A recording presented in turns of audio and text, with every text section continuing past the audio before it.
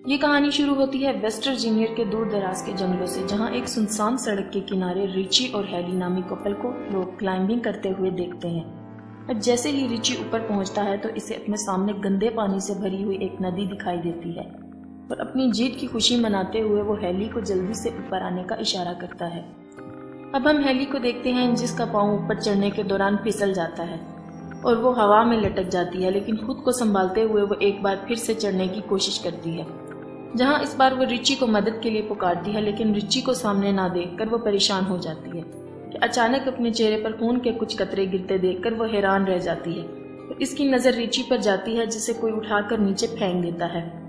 अब इससे पहले वो कुछ समझ पाती, कोई उसे जोरों से ऊपर खींचना शुरू कर देता है, लेकिन वो जल्दी से अपनी रस्सी को काटते हुए खुद को संभालती है, पर वो संभल नहीं पाती और नीचे गिर जाती है, जहां उसकी नज़र रिची की लाश पर पड़ जाती है, जिसे देखकर वो रो पड़ती है। अब उसी दौरान इसे पहाड़ी से कुछ अजीबोगरीब आवाज़ें सुनाई देती हैं, जिसे सुनकर वो अपनी जान बचाने के लिए अपनी गाड़ी की तरफ भागती है, लेकिन तभी अचानक उसका पाँव एक नुकीली तार में फंस जाता है और वो गिर जाती है और वो कातिल इसे खींचकर अपने साथ ले जाता है। अब हमारी नज़र इस इलाके में हो रही वारदातों पर जाती है, जहां न्यूज़ में इस इलाके में एक के बाद एक गाड़ी के लापता होने की बात होती है। यहाँ तक कि लोग इस इलाके में किसी आसेब को देखने का भी दावा करते हैं। अब हम फिर इस इलाके से एक गाड़ी को गुजरता देखते हैं, जहां हम कैरिस को देखते हैं, जो अपने इंटरव्यू के लिए किसी दूसरी शहर जा रहा होता है। अब सफ़र के दौरान वो एक ट्रैफिक जैम में फंस जाता है और ट्रैफिक को आगे बढ़ता ना देखकर वो खुद को लेट होता पाता है। अब वो गाड़ी से उतरकर अपने आगे वाले ट्रक के पास जाता है, जहां वो उसके ड्राइवर से ट्रैफिक जैम होने की वजह पूछता है, तो ड्राइवर उसे बताता है कि 5 मील दूर एक केमिकल ट्रक पलट गया है, जिसके चलते इसको कई घंटे वहीं गुजारने पड़ेंगे। और ये सब सुनकर कैरिस परेशान होता है, वापस गाड़ी में आकर बैठ जाता है और खुद को ट्रैफिक में फंसता हुआ देखकर वो अपनी गाड़ी को वापस घुमाता है, जहां वो अपने लेट होने की खबर इस कंपनी को देता है, लेकिन एक पहाड़ी इलाका होने की वजह से फ़ोन कट जाता है। अब फ़ोन की तलाश में इसकी नज़र एक गैस स्टेशन के बोर्ड पर पड़ती है और वो अपनी गाड़ी वहां ले जाता है। अब रास्ते में उसे एक के बाद एक लावारिस गाड़ियां नजर आती हैं और इनके दरमियान से गुजरते हुए वो गैस स्टेशन तक पहुंचता है, जहां उसकी नज़र स्टेशन के मालिक पर पड़ती है, जो किसी बीमारी में मुब्तला लगता है। अब वो गाड़ी से उतरकर कंपनी वालों को इत्तला करने की कोशिश करता है, लेकिन फूड डेड होने की वजह से वो राब्ता नहीं कर पाता। अब वो गैस स्टेशन के मालिक से शहर पहुंचने के दूसरे रास्ते के बारे में पूछता है, लेकिन वो इसकी बातों को इग्नोर कर देता है। लेकिन तभी इसकी नज़र वहां लगे एक नक्शे पर जाती है, जहां उसे शहर पहुंचने के लिए कुछ कच्चा रास्ता दिखाई देता है। अब वो गैस स्टेशन के मालिक से उस रास्ते के बारे में पूछता है, इसे सुनकर वो इसे इस रास्ते के जाने की सलाह दे देता है। अब वो गाड़ी लेकर उस रास्ते की तरफ रवाना हो जाता है, जहां वो घने जंगलों से होता हुआ एक इंटरसेक्शन तक पहुंचता है, जहां इससे एक शॉर्टकट रास्ते का बोर्ड दिखाई देता है। अब वो ये सब देखकर सोच में पड़ जाता है और अपनी गाड़ी को इस कच्चे रास्ते की तरफ ले जाता है और इसकी नज़र एक मरे हुए हिरन पर जाती है और इसे देखने के चक्कर में इसकी गाड़ी सामने की गाड़ी से टकरा जाती है, जिससे दोनों गाड़ियों का भयानक एक्सीडेंट होता है, लेकिन कैरिस इस हादसे में बच जाता है।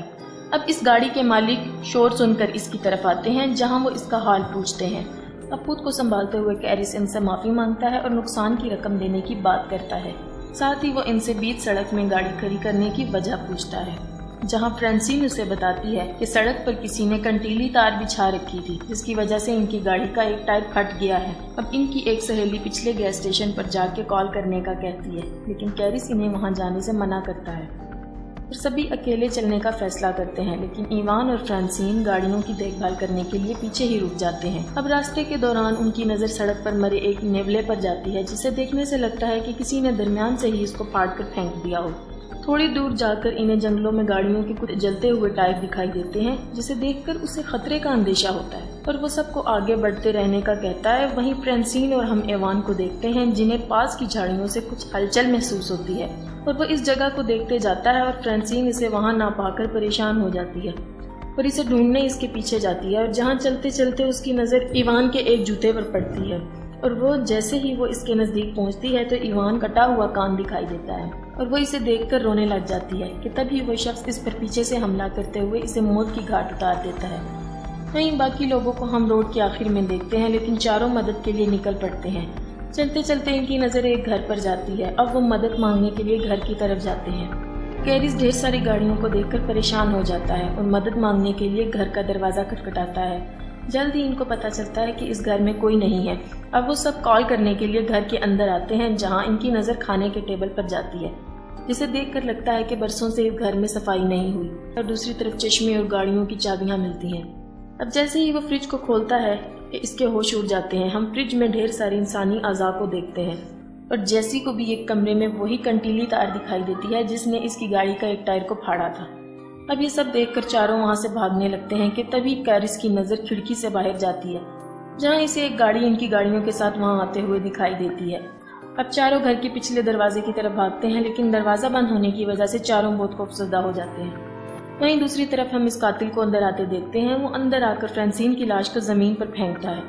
और हमारी नज़र वहाँ कैरिस और जेसी पर जाती है, जो इसकी लाश को देखकर सकते में आ जाते हैं। और वहाँ हम पहली बार 3 आदमखोरों को देखते हैं, जो फ्रांसिन की लाश को उठाकर टेबल पर रखते हैं और अपने तेज धार औजारों से इसको काटना शुरू कर देते हैं। जहाँ ये खूनी मंजर देखकर जैसी ही कार्ली चिल्लाने लगती है, वैसे ही स्कॉट इसके मुंह पर हाथ रख देता है। अब कुछ देर बाद वो आदमखोर लाश को खाकर गहरी नींद में सो जाते हैं, जहाँ मौका पाकर सभी दबे पांव वहाँ से निकलने की कोशिश करते हैं कि इसी बीच एक आदमखोर की नज़र इन पर पड़ती है, जिसे देखकर सब ही घर के पीछे भागना शुरू कर देते हैं। अब ये देखते ही देखते अचानक वो आदमखोर ढूंढते हुए वहाँ आ जाते हैं और कैरिस इनकी गाड़ियाँ चुराने का प्लान करता है और चिल्लाते हुए इसका ध्यान अपनी तरफ करने की कोशिश करता है, लेकिन तभी एक आदमखोर इस पर गोली चलाता है और वो जख्मी होकर गिर जाता है। ये देखकर बाकी 3 हैरान रह जाते हैं। अब स्कॉट को जंगल में भागते हुए देखते हैं और जैसे ही इसकी नज़र इस ट्रक की तरफ जाती है और वो इस ट्रक को देखकर इसकी तरफ जाने लगता है कि इसी वक्त एक तीर इसके सीने में आर पार हो जाता है और वो तीनों अपनी जान बचाकर भाग निकलते हैं। जहाँ कुछ दूर जाकर इनका ट्रक कीचड़ में फंस जाता है और इन सबको वो ट्रक वहीं छोड़ना पड़ता है। तीनों अपनी जान बचाते हुए जंगल से सड़क की तरफ निकल पड़ते हैं। दिन से शाम हो जाती है और वो आदमखोर इन तीनों के शिकार पर निकल पड़ते हैं। दूसरी तरफ वो तीनों थक कर एक जगह आराम करने के लिए रुकते हैं, जहाँ कार्ली इनको ऊपर देखने का इशारा करती है और जैसे ही वो पलट कर देखते हैं, इन्हें अपने सामने एक वॉच टावर दिखाई देता है, जिसे देखकर वो खुश होते हैं और हम इन तीनों को ऊपर चढ़ते हुए देखते हैं और ऊपर किसी को ना पाकर वो उदास हो जाते हैं। जैसी को वहाँ एक फर्स्ट एड बॉक्स मिलता है, जिसकी मदद से वो कैरिस की मरहम पट्टी करती है। दूसरी तरफ कार्ली को एक पुराना रेडियो मिलता है। कार्ली रेडियो ऑन करती है, मदद मांगती है, पर कोई आंसर नहीं आता। कैरिस को नीचे से कुछ आवाज़ें सुनाई देती हैं और वो देखता है तो इसकी नज़र नीचे से गुजर रहे तीनों आदमखोरों पर पड़ती है और तीनों टावर पर चढ़ते हुए दिखाई देते हैं और इनको ऊपर आता देखकर कैरिस वहाँ रखे हुए सामान को टावर के एंट्री गेट पर रखना शुरू कर देता है और कुछ देर बाद वो इनको वहाँ से जाते हुए आता है और कार्ली रेडियो पर अपने लोकेशन बताती है और तभी वो आदमखोर रेडियो की वायर को तोड़ डालते हैं और टावर को आग लगा देते हैं। अब खुद को जलता देखकर कार्ली अपनी जान बचाने के लिए वहां रखे एक बक्से की मदद से टावर की खिड़की को तोड़ डालती है और कैरिस की नज़र टावर के नीचे दरख्तों पर जाती है और तीनों अपनी जान बचाने के लिए दरख्तों पर कूदते नजर आते हैं, जिन्हें नीचे खड़े आदमखोर देख लेते हैं और तीनों को पकड़ने के लिए दरख्तों पर चढ़ना शुरू कर देते हैं और इनको आता देखकर वो तीनों एक दरख्त से दूसरे दरख्त पर जाते दिखाई देते हैं, जहाँ एक दरख्त को पार करने के दौरान एक आदमखोर कार्ली के नज़दीक पहुँच जाता है और मौका पाकर अपनी कुल्हाड़ी से इसके चेहरे पर वार करते हुए इसके 2 टुकड़े कर डालता है। अब कैरिस खुद को संभालते हुए उठता है और तभी उसे अपने पीछे एक गाड़ी का शोर सुनाई देता है और इसे एक पुलिस की जीप दिखाई देती है और वो भागते हुए इस गाड़ी को रोकता है। जैसे ही पुलिस वाला इसकी मदद के लिए आगे बढ़ता है, उसी वक्त एक तीर इसकी आंख के आर पार हो जाता है। अब हम एक आदमखोर को देखते हैं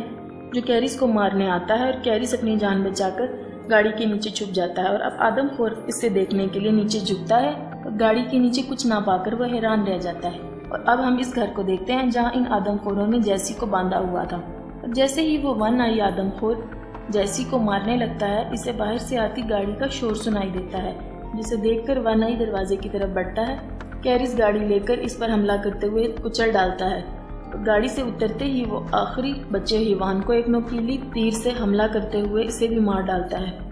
कैरिस जैसी को बचाते हुए इसे खोलने लग जाता है और इसी बीच एक आदमखोर इस पर फिर से हमला कर देता है। अब कैरिस को मरता देखकर जैसी पास रखे एक तीर की मदद से इसे मार डालती है या अब वो दोनों घर से बाहर निकलते हैं, लेकिन उसी बीच कैरिस की नज़र पुलिस की गाड़ी पर जाती है, जहां वो इसकी गाड़ी के फ्यूल बॉक्स को निशाना बनाता है, जिसके चलते वहां एक जोरदार धमाका होता है और इस घर के पर कच्चे उड़ जाते हैं। अब हम दोनों फिर से इस सड़क को देखते हैं जहाँ वो दोनों ट्रक के जरिए गैस स्टेशन तक पहुंचे थे और ट्रक को अपनी तरफ आता देखकर स्टेशन मालिक डरकर दरवाजा बंद कर देता है और कैरिस ट्रक से उतरता है और वहां लगे इस मैप को उतार कर रवाना हो जाता है।